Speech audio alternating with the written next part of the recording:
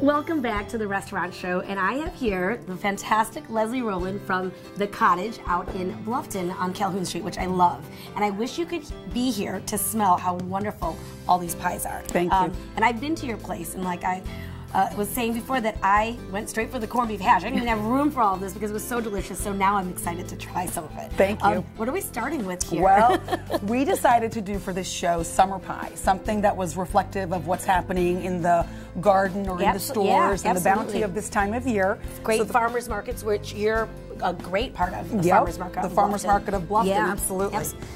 The first one we decided to do was an apple crumble, and this is a very, very simple pie to do. It's basically chopped apples, and it's got a little bit of a brown sugar flour topping on it, and then we've drizzled it with caramel. And we chose to do it as a mini version because a lot of people can't have a whole large pie, or they don't have enough people in their house. Right, absolutely. So we thought a little mini pie is just perfect for a little snack or a little treat after dessert. Or that kind of day. Yes, where you need to eat the whole thing yourself. I'm going to grab this one because this looks so good. This is a fresh blueberry lattice pie, and it's done with an all butter crust, and it's very simple. It's really just about 1.5 cups of blueberries, a little bit of sugar, a little bit of spices, maybe a little lemon and some cinnamon, and then you bake it for about 30 to 45 minutes, and it's gorgeous. Thank you. It's firm. And tell me, this is what is that called? This is a lattice crust. Okay, gotcha. As opposed to a double crust, and I prefer lattice crust for fruit pies because you can see the fruit bubbling up, and they tend to cook a little more even. Gotcha. Good tip. I like that. And what makes a flaky crust? Flaky crust generally comes from using a shortening and butter combination. Okay. If you don't want to use shortening, you can use an all butter crust, and it's just as fabulous. And I have to say, the crusts you can buy in the store, the ones that already come rolled out, are super fabulous. So don't be afraid to use those for ease and for simplicity's sake. They're wonderful. Or just come to your place. I mean, or just come to my place. Make it really easy. That's right. All right. So now I see this beautiful cobbler. Let's go here. This is fabulous. This looks so good. Thank you. This is actually a new recipe we did. This is a peach and Fiji apple cobbler. And what we did was on the biscuits on top we did out of cane sugar, which is I like the way that looks. I like that you can see the texture of the sugar on there. And what's nice about this is you get the sweetness of the peaches and the softness of the peaches and the apples, and then a little bit of a crunch on the biscuits. Yeah. And they're not too sweet, and then they're sprinkled with a little bit of turbinado sugar, so it's really quite healthy. I love it. Thank you. And I like that. It's healthy. It's healthy. It does have sugar in it, but it's healthy. Exactly. And it's not fructose that's in there. It's the real deal. All right, this. Oh, this is awesome. This is actually a tart. I don't even know what to do with that. But it's a pie. It's so beautiful. It's perfect. It is. I want to eat it all. This strawberry in the middle. This is a tart or a pie. Okay. And what we've done is we've filled it with a cream cheese filling that has been flavored with a vanilla citrus extract, which is called Fiore di Sicilia. It's very unusual. Fiore di Sicilia. It's awesome. It's from Sicily.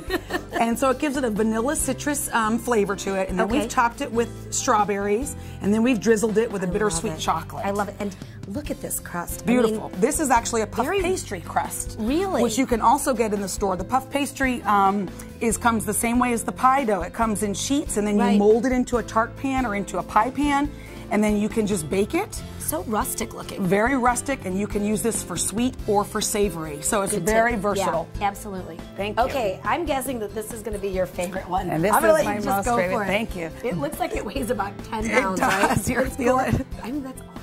Yeah. I love it. Okay, what is the favorite? Okay, this is called Fruit of the Forest Pie. Okay. Now, Fruit of the Forest Pie is I have researched the name, and I can't seem to come up with what the history of the name is. Okay. But what is fabulous about this pie, the two major ingredients, the two ingredients that you must have in a Fruit of the Forest are rhubarb and apple.